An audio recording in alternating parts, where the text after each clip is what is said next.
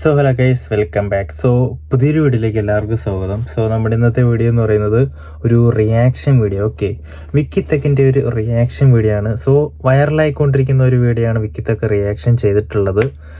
നിങ്ങൾ കണ്ടു കാണും ഗൈസ്. ഒരു ഫേസ് മാസ്ക് ഒക്കെ ഇട്ടിട്ട് പുതിയൊരു ഒരാൾ രംഗത്ത് വന്നിട്ടുണ്ട്. സോ അയാളുടെ വീഡിയോ ആണ് നമ്മളിന്ന് റിയാക്ഷൻ ചെയ്യാനായിട്ട് പോകുന്നത്. സോ വീഡിയോ ഇഷ്ടപ്പെട്ടിട്ടുണ്ടെങ്കിൽ like, share, subscribe. Reacting to reaction video ആണ്. സോ വീഡിയോയിലോട്ട് പോകാം.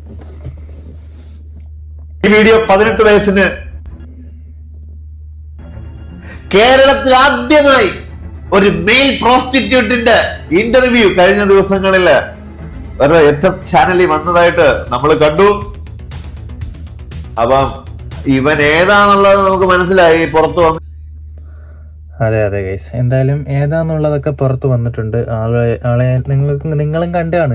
ഇൻസ്റ്റഗ്രാം നിങ്ങൾ ഉപയോഗിക്കുന്ന ആളാണെങ്കിൽ എന്തായാലും കണ്ടാണ് നിങ്ങൾ. കാരണം ടാറ്റ് വെച്ചിട്ട് പൊക്കിയിട്ടുണ്ട് ഗൈസ്. ടാറ്റ് വെച്ചിട്ട് പൊക്കി കയ്യിലെ ടാറ്റു ഒക്കെ കാണിച്ചു.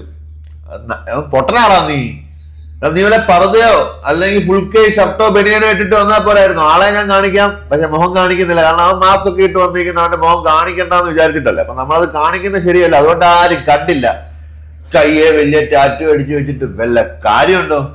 അപ്പൊ നമുക്ക് ആ ഒരു വീഡിയോയിലെ കുറച്ച് ഭാഗങ്ങൾ ഞാനിങ്ങനെ കുറിച്ചു വെച്ചിട്ടുണ്ടായിരുന്നു. ഓക്കെ ഗൈസ്, അപ്പൊ നിങ്ങളെ വിക്കി കുറച്ച് ഭാഗങ്ങൾ കുറിച്ച് വെച്ചിട്ടുണ്ട്. അതാണ് നമ്മൾ കാണാനായിട്ട് പോകുന്നത്. ജസ്റ്റ് ഒന്ന് കാണാം. നീ കാണാത്തവരുണ്ടെന്നുണ്ടെങ്കിൽ റെഫർ ചെയ്യുമ്പോഴും ഒരു സമയത്തൊക്കെ ഞാൻ ഇത്രയ്ക്കും ആകുമോ അങ്ങനെ ഒരു ഇതുണ്ടായിരുന്നു. പിന്നീട് കുറേ പേർ എന്നെ റെഫർ ചെയ്യുമ്പോൾ ഞാൻ ആലോചിച്ച്, അപ്പോൾ ഞാൻ അത്രയ്ക്കും കൊള്ളാമോ, എന്നെ കുറേ പേർ ഇങ്ങനെ റെഫർ ചെയ്യുന്നുണ്ടല്ലോ എന്ന് പറഞ്ഞിട്ട് എൻ്റെ ഫാമിലി സിറ്റുവേഷൻ അനുസരിച്ച് ഞാൻ അങ്ങനെ മാറിയതാണ്. ഓക്കെ, എപ്പോഴെങ്കിലും റിഗ്രറ്റ് തോന്നിയിട്ടുണ്ടോ? ഇല്ല, ഇത് ഫസ്റ്റ് ഉണ്ടായിരുന്നു. ഇപ്പം എനിക്ക് അങ്ങനെ ഒന്നും തോന്നിയിട്ടൊന്നുമില്ല. ഇപ്പോൾ ജാലിയായിട്ട് പോയിക്കൊണ്ടിരിക്കണം. അതെ, അദ്ദേഹത്തിന്റെ പെർഫോമൻസ് ഒരു കുതിരയെ പോലെയാണെന്നാണ് അദ്ദേഹം പറയുന്നത്. വിക്കി അണ്ണൻ അദ്ദേഹത്തിന്റെ പ്ലക്ക് ഒരു കുതിരയെ പോലെ എന്നാണ് നമ്മളെ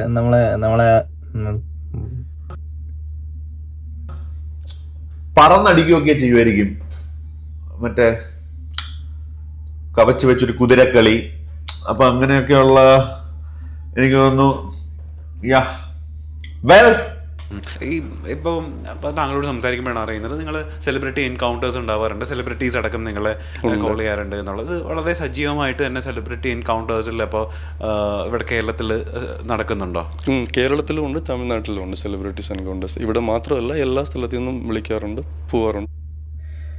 എല്ലാ സ്ഥലത്തുനിന്നും വിളിക്കാറുണ്ട്, പോവാറുണ്ട്. ഇതോടുകൂടി ഇത് പോയി കിട്ടും എന്നാണ് അറിയാൻ സാധിച്ചിട്ടുള്ളത്. കമന്റ് ബോക്സ് ഒക്കെ എടുത്തൊന്ന് നോക്കണം. എൻകൗണ്ടർ എന്ന് പറഞ്ഞു കഴിഞ്ഞാല് വെടിയാണ്. ഇവ പറയുന്നതും വെടി തന്നെയാണ്. അത് പക്ഷെ മറ്റേ എൻകൗണ്ടർ ആണ്. സെലിബ്രിറ്റികൾ, കേരളത്തിലെ സ്ത്രീകൾ, 40 വയസ്സിന് മുകളിലുള്ള സെലിബ്രിറ്റി സ്ത്രീകൾ ഇതുപോലെയുള്ള പുരുഷന്മാരെ ഉപയോഗിക്കുന്നുണ്ടാവാം എന്നാണ് അദ്ദേഹം പറയുന്നത്. സെലിബ്രിറ്റീസ് നിങ്ങളെ സത്യം പറഞ്ഞാൽ അദ്ദേഹത്തിന്റെ അനുഭവം പറയുകയല്ലേ. സോ നമുക്ക് തള്ളിക്കളയാൻ പറ്റില്ല. ഫേസ്ബുക്ക് അങ്ങനെ കുറെ വെബ്സൈറ്റ് ഒക്കെ ഉണ്ട്. ഇതുവഴിയാണ് അവർ ഞങ്ങളെ കോണ്ടാക്ട് ചെയ്യുന്നത്. അതെന്താ മ്യൂട്ട് ചെയ്ത്? വെബ്സൈറ്റിനെ കുറിച്ച് നമ്മൾ അറിയണ്ടേ? നാളെ വെബ്സൈറ്റിനെ കുറിച്ച് അറിഞ്ഞു കഴിഞ്ഞാൽ ചിലപ്പോൾ വിക്കേണ്ടതിന് അങ്ങോട്ട് പോയാലോ. അതുകൊണ്ട് അവര് വെബ്സൈറ്റിന്റെ പേരൊക്കെ കുറെ പറഞ്ഞു. അതൊക്കെ മ്യൂട്ട് ചെയ്തു ഗൈസ് എന്ന് മാത്രമേ കേട്ടുള്ളൂ. നമുക്ക് ആ ഒരു ജോലിയിലേക്ക് കടക്കേണ്ടി വന്നു കഴിഞ്ഞാൽ ഈ വെബ്സൈറ്റ് നമ്മൾ അറിഞ്ഞിരിക്കണ്ടേ? നാളെ എന്നെ മോമൂടി ഇട്ട് എവിടെയെങ്കിലും കാണുമെന്നാലും ചിന്തിക്കണ്ട. പൊതുവെ മോമൂടി ഇട്ടാണ്ടല്ലോ ചേട്ടാ, താടി വെട്ടിക്കളഞ്ഞാൽ ഓക്കെ, താടി ഇല്ലെങ്കിൽ തൂക്കും. കോണ്ടാക്ട് ചെയ്ത ഉടനെ മീറ്റ് ചെയ്യാമോ അങ്ങനൊന്നും ചോദിക്കില്ല. ഫസ്റ്റ് നല്ല ഫ്രണ്ട്ലിയായിട്ട് സംസാരിക്കും. നമുക്കറിയാമല്ലോ അവർ എന്തിനാണ് സംസാരിക്കുന്നത് എന്ന് പറഞ്ഞിട്ട്. അങ്ങനെ ഒരു ദിവസം ഫുള്ള് ചാറ്റിങ്ങും വിളിയൊക്കെ ഉണ്ടാവും. അത് കഴിഞ്ഞിട്ട് പിന്നീട് ചോദിക്കും, ഒരു ദിവസം എൻ്റെ ഇവിടെ നിന്ന് സ്റ്റേ ചെയ്യാമോ, നമുക്ക് എവിടെയെങ്കിലും ഷോപ്പിംഗ് പോകാമോ, അല്ലെങ്കിൽ ഒരു പിക്നിക് പോലെ പോകാമോ, ഒരു ദിവസം നിങ്ങളുടെ പേയ്മെന്റ് എത്രയാണ് എന്നൊക്കെ ചോദിക്കും. അങ്ങനെ ചോദിച്ചിട്ടാണ് ഞങ്ങൾ അവർ സെലക്ട് ചെയ്യുന്നത്. ഇപ്പോൾ സിനിമയിൽ ഉള്ള നടിമാരോ അല്ലെങ്കിൽ സെലക്ട് ചെയ്യുന്നതെന്ന് അതെന്ത് ജോലിയോ? അതും ഒരു ജോലിയാണ്. ഇത് ഇവരുടെ ജോലിയല്ലേ, പറഞ്ഞിട്ട് കാര്യമില്ല ഗൈസ്. പ്രൈവസി ഭയങ്കര ഇവർ വളരെയധികം സൂക്ഷ്മമായിട്ട് നോക്കുന്ന ആൾക്കാരായിരിക്കുമല്ലോ. അപ്പോൾ അതെങ്ങനെ അവരുടെ പ്രൈവസി നിർത്തിക്കൊണ്ട് നിങ്ങളെ കണക്ട് ചെയ്യുകയും വിളിക്കുകയും ചെയ്യുന്നതൊക്കെ എങ്ങനെയാണ്? അവർക്ക് അവരുടേതായിട്ടുള്ള പ്രൈവസി സ്ഥലങ്ങളൊക്കെ ഉണ്ടാവും. അവരുടെ സ്ഥലത്താണ് അവർ വിളിക്കുന്നത്. പക്ഷെ മറ്റുള്ളവരുടെ മുമ്പിൽ വെച്ച് കാണുമ്പോൾ നമ്മൾ അവരുടെ ഒരു ക്യാമറമാൻ പോലെ, അല്ലെങ്കിൽ അവരുടെ ഒരു അസിസ്റ്റന്റ് പോലെ, അല്ലെങ്കിൽ അവരുടെ ഒരു മേക്കപ്പ് മാൻ പോലെ, അങ്ങനെയൊക്കെയാണ് അവർ ഞങ്ങളെ കൂടെ കൊണ്ടുപോകുന്നത്. അപ്പോൾ പുറത്തുള്ളവർ കാണുമ്പോഴും അങ്ങനെ വേറെ സംശയിക്കുന്ന രീതിയിൽ അങ്ങനെയൊക്കെ ഒന്നുമില്ലായിരിക്കും. അവർ ഫിലിം ഇൻഡസ്ട്രിയിലൊക്കെ ആയതുകൊണ്ട് അവർക്ക് കുറേ കോണ്ടാക്ട് ഒക്കെ കാണുമല്ലോ. അങ്ങനെയൊക്കെയാണ് ഞങ്ങൾ അവരുടെ കൂടെ പോകുന്നത്. ഇത് കണ്ടിട്ട് നമ്മുടെ നാട്ടിലുള്ളയോ അല്ലെങ്കിൽ നമുക്ക് പരിചയമുള്ളയോ നടിമാരുടെ ഒക്കെ കൂടെ നടക്കുന്ന ആൾക്കാരൊക്കെ ഇതുപോലാണെന്ന് ചിന്തിക്കരുത്. നാളെ വേണമെങ്കിൽ ഇനി ഈ പറഞ്ഞ നടിമാരുടെ ഏതെങ്കിലും കൂടെ നടക്കുന്ന മേക്കപ്പ് മാനൊക്കെ കണ്ടുപോ നീ മറ്റേ അതല്ലയോ എന്ന് നമ്മൾ പറയും. മലയാളികളാ, അങ്ങനെ ചിന്തിക്കാൻ പാടില്ല. അയാൾ പറയുന്ന അയാളുടെ അഭിപ്രായമാണ്. ഇനിയിപ്പം വേറൊരു കാര്യം കൂടെ ഉണ്ട്. ഇവൻ എന്തായാലും തൂക്കിയല്ലോ. ഈ മാസ്ക് വെച്ചോണ്ടിരുന്നാലും ടാറ്റു വെച്ച് കുറെ പേര് തൂക്കി ഗൈസ്. സോ ഇയാളിപ്പം വേറെ ആരുടെയെങ്കിലും കൂടെ നടന്നിട്ടുള്ളത് കണ്ടിട്ടുണ്ടെങ്കിൽ അവരെയൊക്കെ തെറ്റിദ്ധരിക്കരുത് എന്നാണ് പറഞ്ഞു വരുന്നത് വിക്കണ്ണൻ. ഓക്കെ, ആരാ അപ്പം നിങ്ങളുടെ റേറ്റ് ഫിക്സ് ചെയ്യുന്നത് ആരാണ്? എങ്ങനെയാണ് എന്താ അപ്പം നിങ്ങളുടെ റേറ്റ് ഫിക്സ് ചെയ്യുന്നത് നിങ്ങൾ തന്നെയാണോ, അല്ലെങ്കിൽ നിങ്ങളെ സമീപിക്കുന്ന ക്ലയൻസ് ആണോ? ഇല്ല, ഞങ്ങളുടെ റേറ്റ് ഞങ്ങളാണ് ഫിക്സ് ചെയ്യുന്നത്. ഞങ്ങൾക്ക് ഒരു ദിവസം ഇത്ര രൂപ വേണം. അതായത് ഇപ്പം ഞങ്ങളെ പോലെ വേറെ കുറെ പേരൊക്കെ ഉണ്ടല്ലോ. അപ്പൊ ഞാൻ മാത്രമല്ല ഈ ഫീൽഡിൽ, എനിക്കറിയാവുന്ന വേറെയും 1-2 പേരൊക്കെ ഉണ്ട്. പെർഫോമൻസിനനുസരിച്ച് റേറ്റ് കൂടുമെന്നാണ് അദ്ദേഹം പറയുന്നത്. പെർഫോമൻസിനനുസരിച്ച് ഇനി പറഞ്ഞ പോലത്തെ പരിപാടികളൊക്കെ കാണും. കുതിരയെ പോലെയാണെങ്കിൽ റേറ്റ് കൂടുമെന്നാണ് പറഞ്ഞു വരുന്നത് അല്ലേ വിക്കണ്ണ? അവരുടെ അടുത്തേക്ക് ചോദിക്കും നിങ്ങളുടെ റേറ്റ് എത്രയാണെന്ന് ചോദിച്ചാൽ അവർ പറയും ഞങ്ങൾക്ക് പെർ ഡേക്ക് ഇത്രയാണ്, ഇതാണ് റേറ്റ് എന്ന് പറയും. അപ്പം ഞങ്ങൾ അതനുസരിച്ചിട്ട് എൻ്റെ കപ്പാസിറ്റിയുള്ള റേറ്റ് ഞാൻ ഫിക്സ് ചെയ്യും. ഓക്കെ, എങ്ങനെയാ റേറ്റ് വരുന്നത്? എങ്ങനെയാണ് ആ റേറ്റ്? ചോദിക്കുന്ന പയ്യൻ കൊള്ളാം. എങ്ങനെയാ റേറ്റ് വരുന്നത്? എങ്ങനെയാ? നിനക്ക് പൂശണോ അതോ നിനക്ക് പൂശാൻ പോണോ? എടാ സാധനം കുത്തിയൊടിച്ച് കളയേണ്ടി വരും. ചുമ്മാരി അവനെ കണ്ട റബ്ബർ പോലെ നിൽക്കുന്നു കണ്ടോ? ഒരു മിഡിൽ ക്ലാസ്സിലത്തെ ആൾക്കാരാണ്. അതിനു മുമ്പ് ചാറ്റ് ചെയ്യുമ്പോഴും സംസാരിക്കുമ്പോഴും അറിയാമല്ലോ ഇവരെന്ത് ചെയ്യുന്നു എന്ന് പറഞ്ഞിട്ട്. അങ്ങനെ ഒരു മിഡിൽ ക്ലാസ് ഒക്കെ ആണെങ്കിൽ ഒരു 15,000 എന്നും ഒരു 20-22 അങ്ങനെയൊക്കെ. ഇതെവിടെ കിട്ടിയ ജോലി? എനിക്ക് വേണം. അല്ല എനിക്ക് വേണ്ട. ഇതെന്തോ ആടേ 50,000 ഒക്കെയോ? എനിക്ക് വേണ്ട. 18 വയസ്സിൽ താഴെയുള്ളവരൊന്നും വീഡിയോ കാണല്ലേ. കുറച്ച് റിച്ചഡ് ഒക്കെ ആണെങ്കിൽ 25 to 50 അങ്ങനെയാണ് rate per day. 15 to 20K ഒക്കെ തരാൻ ഇവിടെ ഇപ്പൊ കേരളത്തിലുള്ള ആളുകൾ എപ്പോഴും കുറച്ച് റിച്ചഡ് ആയ ഒരു വില്ലിംഗ് ആയിട്ട് ആൾക്കാരുണ്ട്. പിന്നെ നോർമലി 15 to 25 നോർമലി അങ്ങനെ തരുന്നവരും കുറേ ഉണ്ട് ഇവിടെയൊക്കെ. ഓക്കെ, അപ്പോൾ ഒരു മാസത്തിൽ അപ്പോൾ നിങ്ങൾ എത്ര ക്ലയൻസിനെ വരെ കാണാറുണ്ട്? എങ്ങനെയാണ് അതിന്റെ ഒരു? 2 അല്ലെങ്കിൽ 3. 2 അല്ലെങ്കിൽ 3 അത് മതിയല്ലോ. ഒരാളെ 50 വെച്ച് വാങ്ങുമ്പം ഒരു മാസം 2 എണ്ണം കിട്ടിയ 1,00,000 രൂപ. ഞാനൊന്നും പറയുന്നില്ല. 25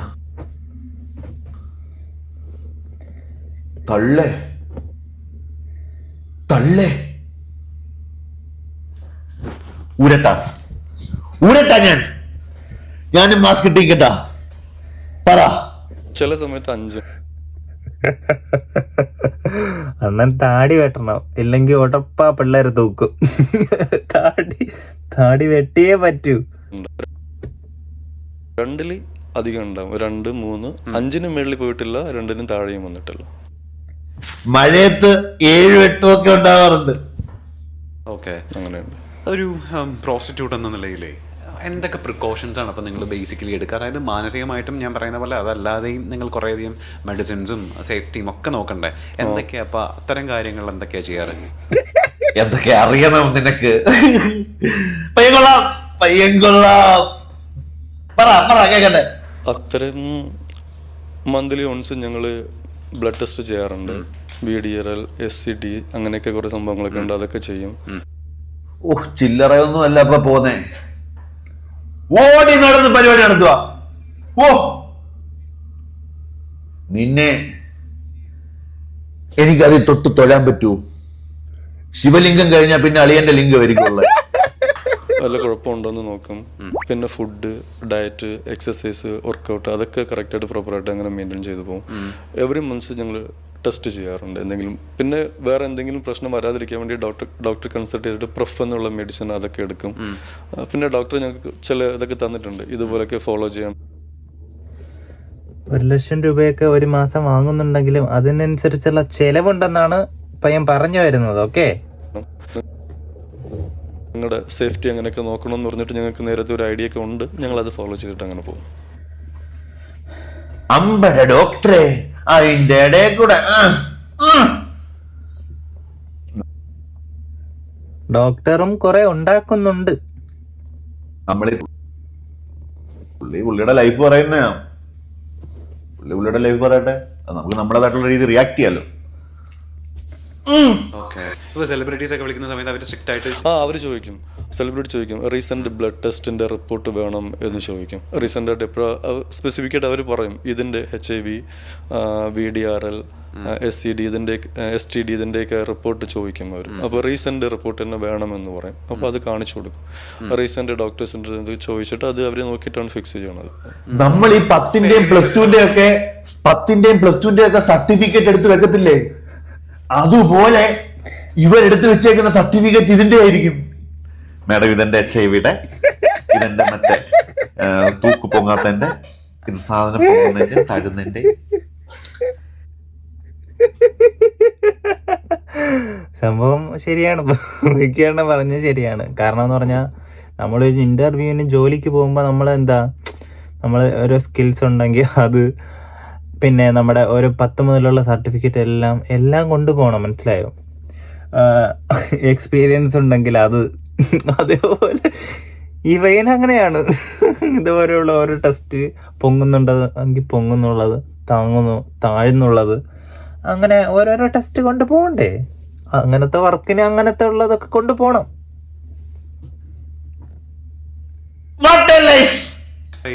ഈ ഫീൽഡിലേക്ക് വന്നിട്ട്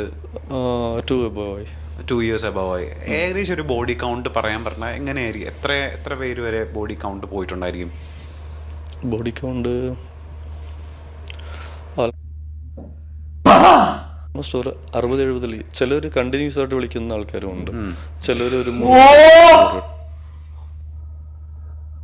60 × 50 കണക്കാക്കി നോക്ക്. പൊന്നോ, ഞാൻ എന്തോ കൊടുക്കും, എന്റെ തരാനൊന്നുമില്ല, പൊക്കട്ടെ. 60-70 ഇതെന്തുവാ, തേക്കിന്റെ വണ്ണമാണോ 60-70? You can bro. എൻ്റെ അറിവിൽ ഒരു 60-70 പേര് ഉണ്ടാവും. ഓക്കെ, ഇപ്പോ നമുക്ക് അവനിങ്ങനെ ആലോചിക്കുവോ, അമ്മേ 60-70 ചില്ലറയല്ല അത്. 60-70 എന്ന് പറയുമ്പോൾ ചില്ലറയല്ല. ചെറിയ പരിപാടി ഒന്നും അല്ല ഇപ്പം നടക്കുന്നത്.